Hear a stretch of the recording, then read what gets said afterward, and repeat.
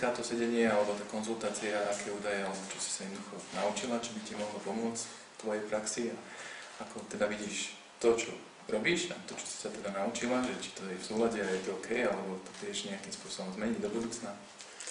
Tak tým, že pracujem v stavebnej firme Sweet Home a naozaj plánujeme stavať veľké množstvo domov, tak som zistila sama, že potrebujeme niektoré veci určite vylepšiť a hlavne čo sa týka plánovania.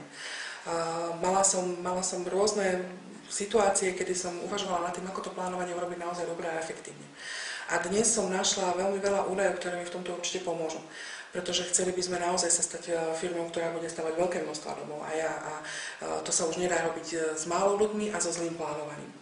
Takže dneska som našla údaje o tom, ako správne urobiť strategické plánovanie, ako ho potom naozaj preniesť do praxe. A to bolo veľmi zaujímavé.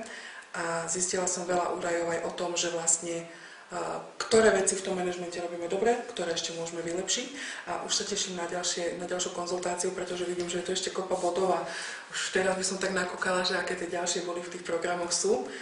A naozaj som rada, že som tu bola, pretože som si vyjasnila niečo, čo som mala nepochopené dlhé roky. Super, ďakujem.